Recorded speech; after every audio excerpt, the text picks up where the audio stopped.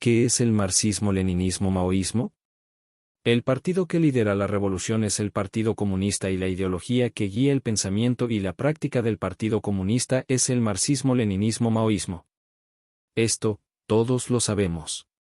Aún así, muchos de nosotros no estamos seguros sobre el significado exacto de la ideología comunista o marxismo-leninismo-maoísmo y cuáles son sus distintas partes y aspectos.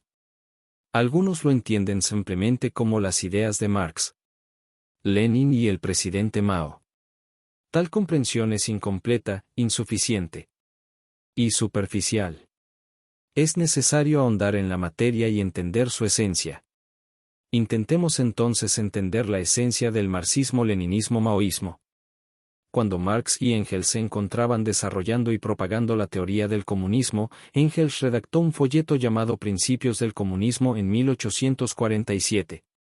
En él definió qué es el comunismo de esta sencilla manera: el comunismo es la doctrina de las condiciones para la emancipación del proletariado. En esta breve definición, Engels explicó que la esencia de la ideología comunista es proveer la teoría acerca de lo que se necesita para alcanzar la libertad definitiva de la clase obrera. Esta libertad se conseguirá finalmente mediante el establecimiento de la sociedad comunista. Stalin explicó lo mismo, de la siguiente manera: el marxismo es la ciencia de las leyes del desarrollo de la naturaleza y de la sociedad, la ciencia de la revolución de las masas oprimidas y explotadas, la ciencia de la victoria del socialismo en todos los países, la ciencia de la edificación de la sociedad comunista. Aquí Stalin explica el amplio alcance del marxismo. En primer lugar, es una ciencia que provee las respuestas a las cuestiones concernientes no solo a la sociedad, sino también a toda la naturaleza. Así, el marxismo es una ciencia que lo abarca todo. En segundo lugar, es una ciencia acerca de la revolución y esta revolución no es de los ricos, como en las anteriores revoluciones burguesas de la clase capitalista, sino de las masas pobres y trabajadoras. Y en tercer lugar, es la ciencia de la construcción de la sociedad socialista y comunista.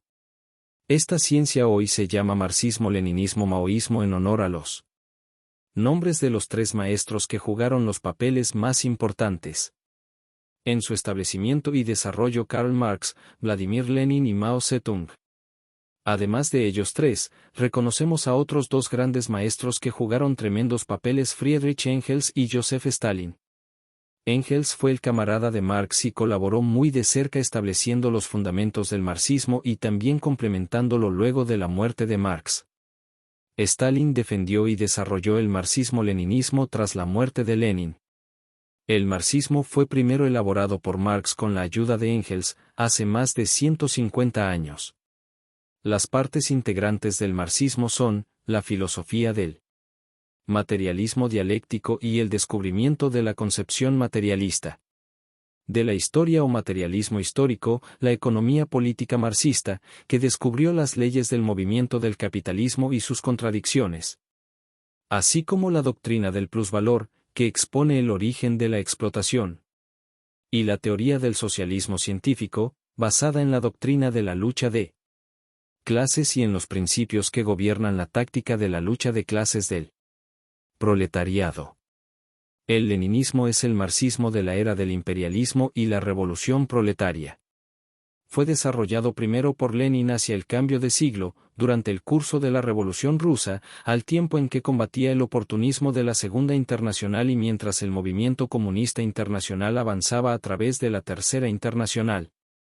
El leninismo, a la vez que defiende y desarrolla el marxismo, entrega las siguientes importantes contribuciones: el descubrimiento de las leyes del movimiento del capitalismo bajo el imperialismo y cómo éstas llevarían inevitablemente a las potencias imperialistas a la guerra, el desarrollo cualitativo de la teoría y la práctica de la revolución proletaria durante la revolución democrático-burguesa, así como durante la revolución socialista, una clara comprensión respecto de la dictadura del proletariado, así como los principios elementales respecto de la construcción socialista, la teoría y dirección para los movimientos nacionales y coloniales, al vincular los movimientos de liberación Nacional a la Revolución Socialista Mundial, el desarrollo de los principios organizativos del Partido Leninista, el partido de nuevo tipo. Stalin, a la vez que defendió y desarrolló el leninismo, contribuyó particularmente a los principios y leyes que gobiernan el periodo de la construcción socialista. El maoísmo constituye la extensión y el desarrollo del marxismo-leninismo, aplicable a la era actual. Fue desarrollado por el presidente Mao Zedong durante el curso de la Revolución China, en el proceso de la construcción socialista, en la lucha contra el revisionismo moderno y particularmente durante la Gran Revolución Cultural Proletaria.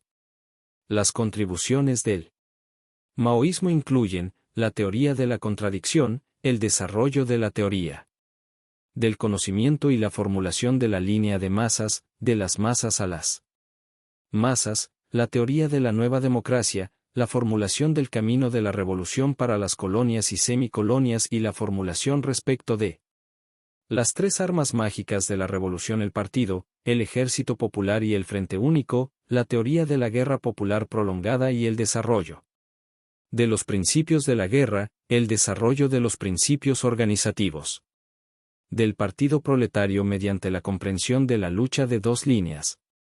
Las campañas de rectificación y la crítica y autocrítica, el desarrollo de la economía política del socialismo sobre la base de la experiencia soviética y China y la comprensión dialéctica tanto del proceso de construcción socialista como del tratamiento correcto de las contradicciones en el proceso de transición al socialismo, y finalmente, y la más importante, la teoría y la práctica de continuar la revolución bajo la dictadura del proletariado, para consolidar el socialismo, combatir el revisionismo moderno y prevenir la restauración del capitalismo y su expresión concreta en la gran revolución cultural proletaria. El marxismo, el leninismo y el maoísmo no son ideologías separadas, sino que representan el desarrollo constante y el avance de una y la misma ideología. Intentaremos en las próximas páginas trazar la historia de su proceso de desarrollo. Mientras hacemos esto, también intentamos entregar una comprensión de la esencia de sus variadas partes y aspectos que han sido mencionados más arriba. Esta lista de partes y aspectos puede parecer extensa y difícil, pero no tiene por qué ser así. Si nos concentramos y tratamos de entender la esencia de cada aspecto dentro de su contexto histórico, podremos ser capaces de comprender mucho mejor las condiciones socioeconómicas que llevaron al nacimiento del marxismo. Como veremos más adelante, el marxismo nos enseña que todas las ideas o teorías siempre son producto de las condiciones materiales. Apenas aparecen nuevas condiciones materiales, nuevas ideas y teorías están obligadas a surgir. Esta verdad se aplica también al marxismo. Así, para entender mejor el marxismo, debemos intentar conocer las condiciones materiales, esto es, las condiciones socioeconómicas en las que Marx y Engels crearon el marxismo. El marxismo surgió hace más de 150 años, alrededor de 1840. Se estableció primero en Europa, que en ese entonces dominaba el mundo entero económica, política y militarmente. La dominación europea del mundo era tal, que casi todas las civilizaciones anteriormente avanzadas como India, China y Persia fueron subordinadas a esta. Marx y Engels nacieron y vivieron en algunas de las zonas económicamente más avanzadas de Europa en el momento en que desarrollaban las ideas del marxismo. Ellos observaron, participaron y fueron influenciados por todos los principales eventos políticos de su época. Así, para entender cómo es que nace el marxismo, primero tendremos que echar una mirada a la Europa de aquellos tiempos y ver los principales factores en la situación socioeconómica de entonces.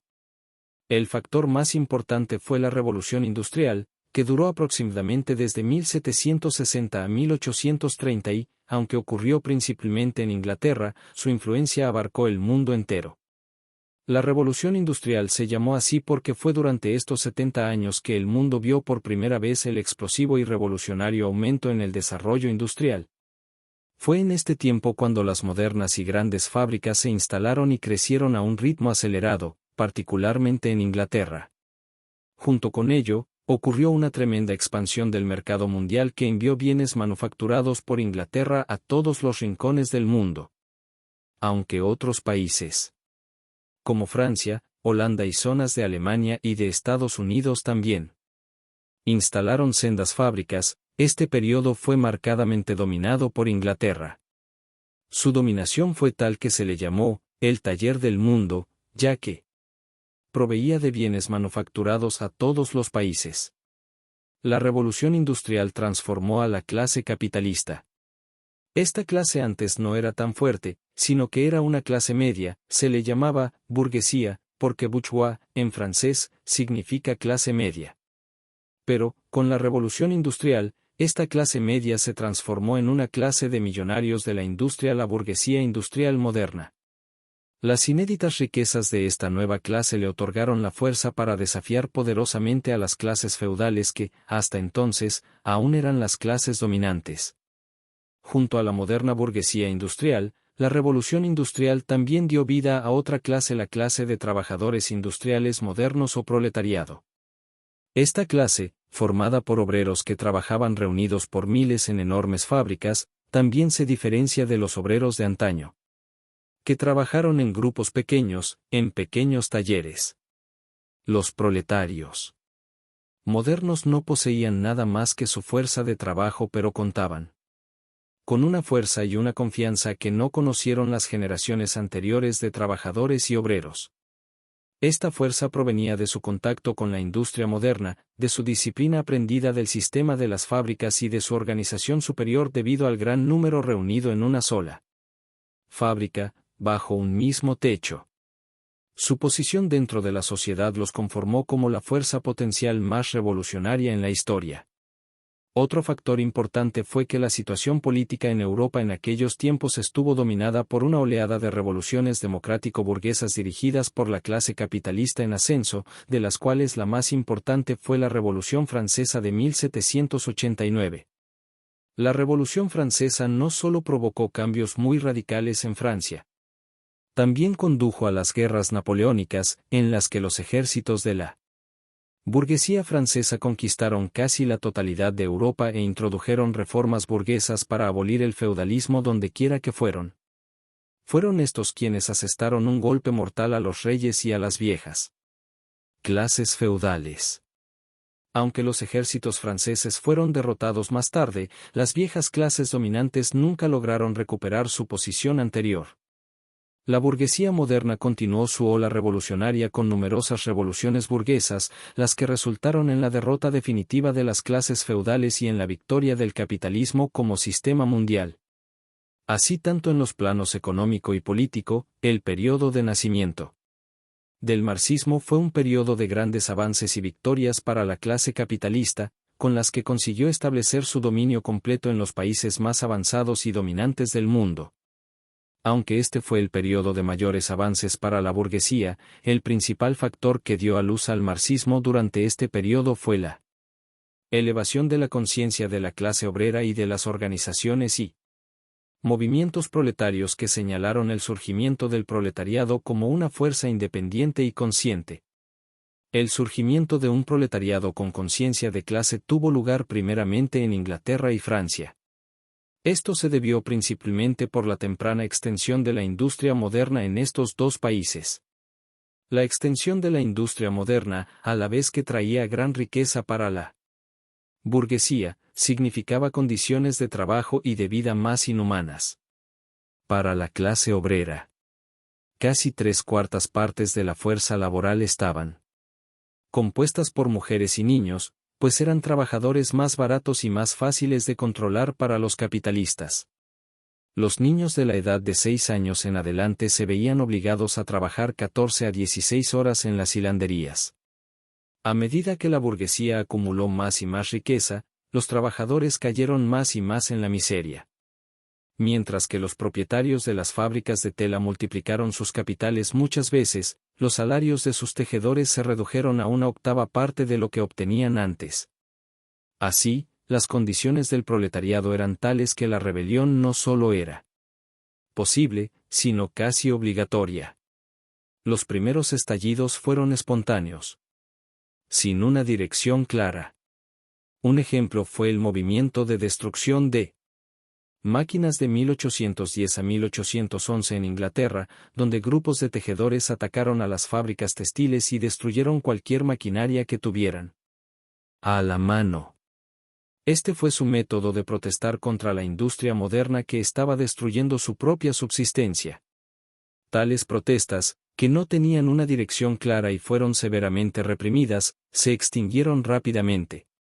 Lo que siguió fue la expansión y el crecimiento del movimiento obrero y las organizaciones obreras que dieron respuesta y dirección al proletariado en lucha. Las agrupaciones anteriores, que habían estado restringidas a los trabajadores calificados, a partir de 1818 comenzaron a reunir a todos los hombres que trabajaban juntos en lo que entonces se denominó sindicatos de oficios generales. A medida que estos sindicatos comenzaron a crecer en Inglaterra, comenzó a surgir un movimiento por un sindicato a nivel nacional.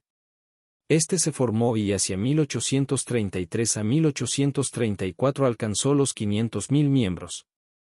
Además de los sindicatos, los obreros también comenzaron a organizarse en cooperativas y mutuales. En otros países donde los sindicatos fueron prohibidos, estas fueron las principales formas de organización de la clase obrera, las cuales también crecieron en número y fuerza.